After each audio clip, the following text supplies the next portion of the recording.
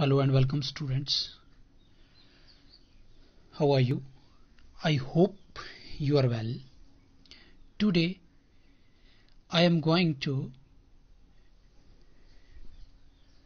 teach you the new subject mathematics. I have already given one lecture on mathematics, the number system in two parts, but due to lack of sources I couldn't give lecture on mathematics and reasoning. After a long time, I will give lecture on mathematics, but after that I will try to lecture on mathematics and reasoning and continue classes of three subjects. And now let us start the new topics of mathematics, probability.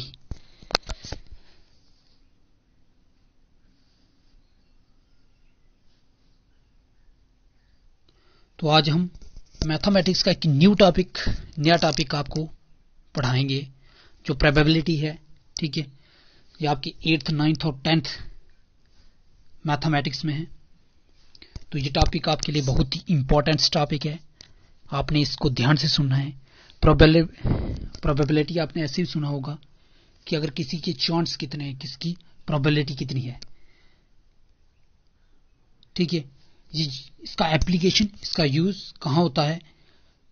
किसी weather के लिए use होता है, ठीक है, sports के लिए use होता है या बिजनेस के लिए यूज होता है। ठीक है, अगर वेदर है तो आप ये इसकी प्रोबेबिलिटी लिखा सकते हो कि आज कितना चांस है, कितना % चांस है बारिश होने के, जैसे आपको मौसम विभाग वाले बताते हैं। ठीक है, और स्पोर्ट्स में जब दो टीम के मैच होते हैं तो आप ये लगाते हैं प्रोबेबिलिटी कि इंडिया टीम के मैच जीतने की कितने % चांस है।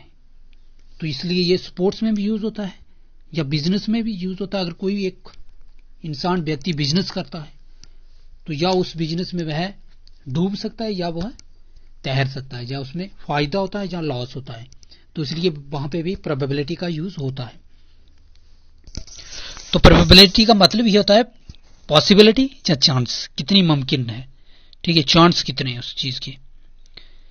और प्रोबेबिलिटी हम हमेशा 3 में पढ़ते हैं, जहां कॉइन्स होता है, जहां डाइस होता है हमारे पास, जहां कार्ड्स होता है। ठीक है, कॉइन्स आप जानते हो, सिक्का, जैसे आपके 1 रुपीज का कॉइन आ गया, 2 रुपीज का, 5 का, 10 का। ठीक है, जो कॉइन्स आ गया। और डाइस क्या होता है? जो आप लूडो में खेलते हो डाइस, तो वही डाइस आ गया। फिर कार्ड्स आ गया, जैसे आपके ताश के पत्ते आ गए। ठीक है, तो सिर्फ इस पर ही क्वेश्चन मैक्सिमम आपके आते हैं। जहां वेदर पर पूछ सकते हैं, स्पोर्ट्स पर भी पूछ सकते हैं, जैसे मैंने आपको बोला। ठीक है, तो नेक्स्ट अब जो अगली टर्म है हमारे पास म्यूचुअली एक्सक्लूसिव इवेंट्स क्या होता है? म्यूचुअली एक्सक्लूसिव इवेंट्स क्या होते हैं? अब म्यूचुअली एक्सक्लूसिव इवेंट्स क्या होते हैं? इसमें दो प्रोबेबिलिटी दी होती है। ठीक है, probability of A and probability of B. जब इन दोनों प्रोबेबिलिटी को निकालकर हमारे पास अंतिम आती है और उनको हम ऐड करते हैं, प्लस करते हैं, प्रोबेबिलिटी ऑफ ए और प्लस प्रोबेबिलिटी ऑफ बी। तो जब उन दोनों की प्लस करके जो लास्ट में हमारी प्रोबेबिलिटी आती है तो वो हमारे पास म्यूचुअली एक्सक्लूसिव इवेंट्स कहते हैं उसको हम। ठीक है, अब इसके बाद इंडिपेंडेंट इवेंट्स क्या होता है? इंडिपेंडेंट इवेंट्स अपने टर्म से ही ये जान लिया होगा कि इंडिपेंडेंट इवेंट्स क्या होता है। इंडिपेंडेंट इवेंट वह इवेंट होता है कि जब हमें दो प्रोबेबिलिटी दी होती हैं, तो जब वह एक दूसरे पर डिपेंडेंट ना हो, निर्भर ना हो, तो उसको हम इंडिपेंडेंट इवेंट बोलते हैं। ठीक है, और इसको हम कैसे निकालते हैं? The independent events of two probability multiply करके और म्यूचुअली एक्सक्लूसिव इवेंट्स प्लस करके। ये ध्यान रखना है आप। या बेसिक लेवल आपके लिए जरूरी नहीं है, लेकिन जब 11th 12th में आप जब ग्रेजुएशन लेवल तक प्रोबेबिलिटी या कोई कॉम्पिटिटिव एग्जाम के लिए आप इस चैप्टर को प्रिपेयर करना है, तो उस वहां पे आपको ये टर्म्स आना बहुत जरूरी है। इसलिए अभी से आपने बेसिक कंसेप्ट इसका समझना है। ठीक है, उसी प्रकार पहले हमने फर्स्ट ये देखना है कि एक्सपेरिमेंट क्या होता है हमारे पास, रैंडम एक्सपेरिमेंट क्या होता है, ठीक है, और इवेंट्स क्या होता है। इवेंट आपने पढ़ा। एक्सपेरिमेंट क्या होता है, जब भी आप किसी कॉइन को उछालते हो, जब उछाल रहे हो तो ये है आपका क्या, एक्सपेरिमेंट आ गया। और रैंडम एक्सपेरिमेंट क्या होता है, जब आउटकम निकलता है उसका, ठीक है। जैसे आपने कॉइन उछाला है, या तो वह हेड आ सकता है या टेल आ सकता है, ठीक है। उसमें एक ही पॉसिबिलिटी है, 100% चांस है कि हेड या टेल जरूर आएगा, या हेड आएगा या टेल आएगा। बट आउटकम नॉट प्रिडिक्ट, मतलब आउटकम ये चांस 100% नहीं आप कह सकते हैं कि हेड ही आएगा, या 100% ये भी नहीं कह सकते कि टेल आएगा। तो तब हम उसको क्या बोलते हैं, रैंडम एक्सपेरिमेंट बोलते हैं। एक्सपेरिमेंट क्या होता है, जब कोई भी उछाल लेते हैं, ठीक। इसी प्रकार डाइस में जब आप डाइस फेंकते हो, उसमें चांस होते हैं 6 में से एक नंबर 100% आएगा, लेकिन एक डेफिनेट नंबर हम ये नहीं कह सकते कि 100% वही आएगा, वो चांस नहीं होता है, ठीक है। अब कार्ड, जैसे आप 52 कार्ड्स में से एक कार्ड निकालना है आपने, तो उसमें चांस है 100% की आउटकम 1 कार्ड तो निकलेगा, ठीक है। तो वह क्या आउटकम होता है, लेकिन जिसमें एक कार्ड आने की कितने चांस है, तो वह हमारे पास रैंडम एक्सपेरिमेंट आ गया। आई होप आपको अच्छी प्रकार से समझ आया होगा, ठीक है। हेड या टेल क्या, इसको क्या बोलते हैं, सैंपल स्पेस बोलते हैं।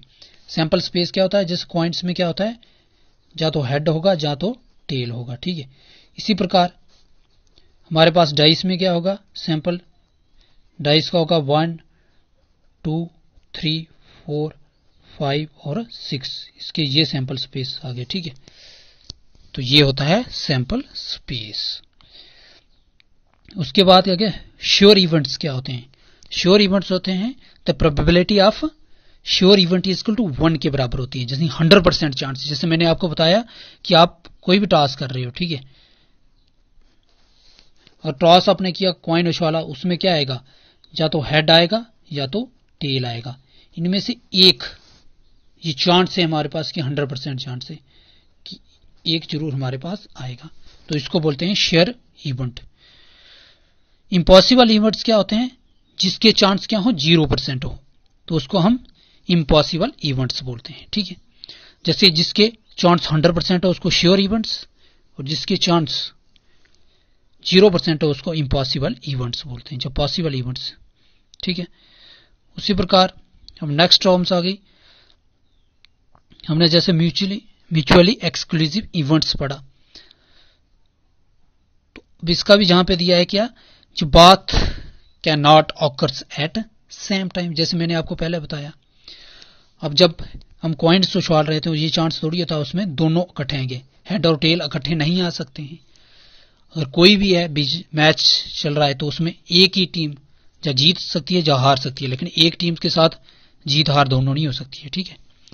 तो बस ये क्या होता है, म्यूचुअली एक्सक्लूसिव होता है इवेंट्स, ये हमने पहले बता दिया आपको ऊपर, ठीक है। उसी प्रकार इंडिपेंडेंट इवेंट्स क्या होते हैं, ये भी बता दिया हमने, ठीक है। अब नेक्स्ट टर्म से हमारे पास जो, और टॉसिंग 1 कॉइन्स, ठीक है, और 2 की पावर n का क्या मतलब है, ठीक है। अब कोई भी टॉस करते हो तो उसके चांस क्या होते हैं, सैंपल स्पेस क्या होते हैं हमारे पास, या हेड होता है या टेल होता है। इसका कितना आ रहा है, बेस कितना 2 आ रहा है, कि एक हेड है और दूसरा टेल है। इसी प्रकार जितनी टाइम आप कॉइन को उछालेंगे तो उतनी पावर n की वैल्यू लिखनी है, यानी 2 बार टास्क किया तो n इक्वल टू 2, अगर 3 बार टास्क किया तो n इक्वल टू 3 आ जाएगा। तो उसी प्रकार हमने ऊपर वैल्यू लिखनी है। अब 2 बार टास्क किया तो n की पावर 2 इक्वल टू 4 के बराबर आएगा। अगर वही हमने 3 बार उछाला तो n की पावर 3 इक्वल टू 8 आ जाएगा। ये आपको अच्छी प्रकार से समझ आएगा, मैंने आपको अच्छी प्रकार से समझाया है। उसी प्रकार बस इन्होंने यही दिया है, सैंपल स्पेस दिया है। अगर हम किसी हेड को एक बार उछालेंगे तो उसकी आउटकम्स कितनी 2 आएगा, या टेल आएगा या हेड आएगा।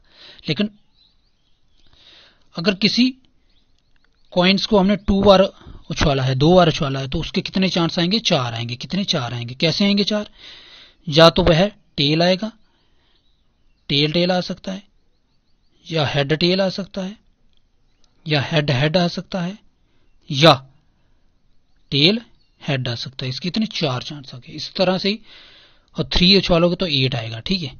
इसी प्रकार 4 तो 16 आएगा, ठीक है। तो तभी हमारे पास जी आया है, ठीक है। अब एग्जाम्पल है, लेकिन पहले हम इसकी टर्म्स सीख लेते हैं, बाद में एग्जाम्पल करेंगे। अब 3 बार कॉइन को टॉस किया है, ठीक है। तो मैंने बोला 3 पावर 2 के पावर 3 लगानी है हमने, और 8 के बराबर आ रहा है, ठीक है। और सैंपल स्पेस के आगे हमारे पास 3 बार किया, जहाँ तीनों बार हेड आ सकता है, जहाँ 2 बार हेड 1 बार टेल, जहाँ हेड टेल हेड आ सकता है, जहाँ टेल 2 बार हेड, 3 टाइम टेल आ सकता है, जहाँ 2 टाइम टेल 1 टाइम हेड आ सकता है, जहाँ टेल हेड टेल आ सकता है, जहाँ हेड 2 टाइम टेल आ सकता है। ये 8 चांस हमारे पास आ सकते हैं। Probability of at least 1 tail, ठीक है। अब जैसे हमने निकाला है, प्रोबेबिलिटी किसकी निकालनी है, कम से कम एक बार टेल आना चाहिए। तो एक बार टेल आना चाहिए, एक से ज्यादा जितनी टाइम आए, लेकिन कम से कम एक बार आना चाहिए। तो एक ये आ गया, 2 3, ठीक है। एक क्या आ गया टेल, इसमें एक टेल 2, एक 3, इसमें 3 है, लेकिन ज्यादा जितने आने चाहिए, कम एक से कम नहीं आने चाहिए। 4 5 6 7, तो कितने 7। इसकी प्रोबेबिलिटी निकालनी है हमने। आउटकम्स कितने 7 आ रहे हैं, टोटल कितने हमारे पास 8 आ रही है आउटकम्स, ठीक है। टोटल आउटकम सैंपल स्पेस कितना है, 7/8 इसका आंसर आ जाएगा हमारे पास, ठीक है। इसी प्रकार नेक्स्ट आगे, अब जैसे हमने कॉइन्स के रिलेटेड किया था, अब ये डाइस के रिलेटेड है, ठीक है। तो कॉइन की वैल्यू हमने 2 बेस लिखी थी, उसमें जितनी टाइम उछालना उतना टाइम उसकी वैल्यू निकालनी है। इसी प्रकार 6 है, इसकी n जितनी बार हम उछालेंगे, 6 की पावर 1 इक्वल टू 6, 6 की पावर 2 इक्वल टू 36 आ गया। इसी प्रकार अगर 3 करेंगे 216 आएगा, ठीक है। थ्रोइंग और 1 डाइस करेंगे हम थ्रो, ठीक है, तो उसके आउटकम 6 आउटकम्स निकलेंगे, ठीक है। और सैंपल स्पेस आएगा, ये आपको जैसे दिए हैं उन्होंने, ठीक है। जैसे आप लूडो खेलते हो तो उस पर यही पॉइंट बने होते हैं, ठीक है। 1 2 3 4 5 6 वाले, जैसे ये 1 2 3 4 5 6, ठीक है। तो ये लूडो वाले दिए हैं उन्होंने, तो इसकी आउटकम्स 1 2 3 4 5 6, ठीक है। उसी प्रकार अब जैसे इन्होंने एग्जाम्पल दिए, क्वेश्चन दिए हमें, ठीक है। In A throw of 2 dice, और 2 डाइस हम थ्रो करेंगे तो उसकी आउटकम्स कितनी 6 की पावर 2 यानी 36 आ जाएगा। तो प्रोबेबिलिटी कितनी आ जाएगी, same number of both dice, मतलब दोनों डाइस में सेम नंबर, यानी 1 1 2 2 3 3, वो सेम कितने नंबर आते हैं हम वो लेंगे, ठीक है। तो वो हमने देखना है। दूसरा टोटल नंबर ऑफ 9 है हमारे पास, ठीक है। टोटल नंबर 9 और सेम कितने हैं, तो ये हमने प्रोबेबिलिटी निकालनी है इसकी, ठीक है। In a single throw of dice find the, और सिंगल किया तो उसमें 8 नंबर कितने हैं, जैसे निकालता हूं मैं अभी, ठीक है। अब सिंगल टाइम हमने डाइस को फेंका तो क्या आउटकम्स क्या आएगी, 1 2 3 4 5 6, ठीक है। तो उसमें पहला हमने क्या दिया है, हमें ऑड नंबर निकालने हैं हमने। तो ऑड आपको पता है ऑड नंबर क्या होते हैं, जो 2 से डिवाइड नहीं होते, 1 3 5, इसमें कितने आ रहे हैं 3 आ रहे हैं, कितने 3। तो इसकी प्रोबेबिलिटी क्या आएगी 3/6, ठीक है। इसको काटा तो कितना 1/2 बचा, तो ये हमारे पास प्रोबेबिलिटी आ गई इसकी 1/2, इसका आंसर यानी 50% हम बोल सकते हैं, परसेंट निकालिए उसकी, ठीक है। तो इसी प्रकार प्राइम नंबर और ग्रेटर नंबर, 4 से ग्रेटर नंबर कितने हैं, ठीक है। इसमें बहुत डिफिकल्टी आ रही है क्योंकि हमारे पास कोई राइटिंग का पेन नहीं है, जो टच वाला पेन होता है, इसीलिए हाथ से लिखना बहुत डिफिकल्ट है और मैथमेटिक्स पढ़ना बहुत मुश्किल है, ठीक है। तो मैं कोशिश करूंगा, और जैसे ही मुझे पेन मिला तो मैं आपको उसी से अच्छी प्रकार से पढ़ाऊंगा, फिर आपको अच्छी प्रकार से समझ आएगा, ठीक है। तो ये इस लेक्चर को हम जहां पे समाप्त करते हैं, ठीक है। तो फिर नेक्स्ट आगे हम इसका सेकंड पार्ट लाएंगे, जो आपको अच्छी प्रकार से समझ आएगा। लेकिन प्रॉब्लम यही है मेन कि हाथ से लिखना बहुत डिफिकल्ट है, इसलिए जैसे ही पेन लाएंगे तो आपको अच्छी प्रकार से मैथ पढ़ाएंगे। तो ओके बाय, जय हिंद जय भारत।